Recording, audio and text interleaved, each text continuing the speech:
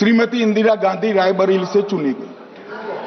Allahabad high court में श्री राजनारायण पहुंचे कि चुनाव नियमों के अनुसार नहीं हुआ।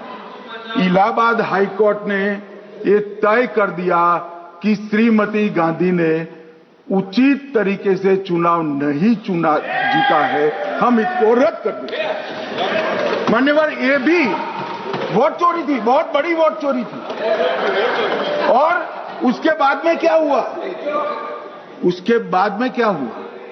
उसके बाद में वो वोट चोरी को ढकने के लिए संसद में कानून लाए कि प्रधानमंत्री के खिलाफ कोई केस ही नहीं हो सकता। मैं विपक्ष के नेता को कहना चाहता हूं, इम्यूनिटी की बात आप चुनाव आयोग की पूछ रहे हैं, इसका तो मैं जवाब दूंगा, इम्यूनिटी का। मगर ये इम्यूनिटी जो श्रीमती गांधी ने दी थी, इसके लिए आपका क्या कहना है? और उन्होंने तो स्वयं के लिए ले ली। उनका आरोप है। मान्यवर विपक्ष के नेता ने कहा कि आपने चुनाव आयुक्तों को इम्यूनिटी दी। इनका आरोप सत्य नहीं है, मैं इसकी बात बाद में करता हूं। परंतु हमने तो चलो मानो चुनाव आयुक्त को इम्यूनिटी दी, श्रीमती गांधी ने तो अपने आप को इम्यूनिटी दी थी।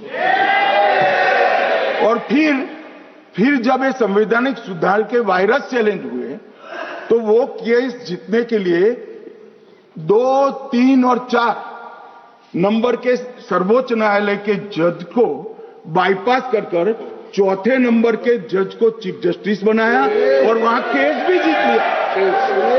और मान्यवर, ये तो इतिहास है, कौन जुटला सकता है?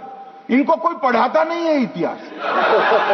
ये तो इतिहास है, सर्वोच्च अदालत और संसद के रिकॉर्ड में रखा हुआ इतिहास है। इसके खिलाफ लल्लन सिंह जैसे कितने लोग पूरा जीवन लड़े बिहार में, इमरजेंसी के खिलाफ जेल में गए, लाखों लोग गए। और तीसरी वोट चोरी कहना चाहता हूं।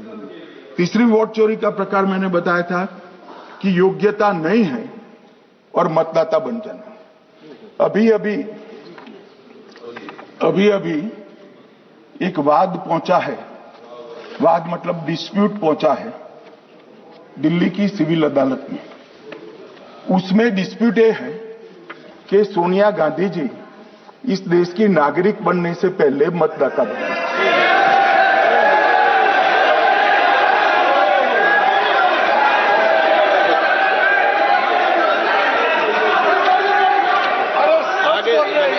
आगे सुनो, बोल क्या रहे, पूरी बात तो सुनो। मान्यवर,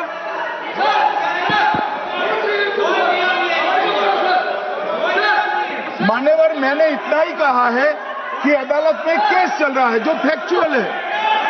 अब जवाब तो उनको अदालत में देना है, सोनिया जी ने, यहां क्यों दे रहे हैं? अदालत में जवाब देना है।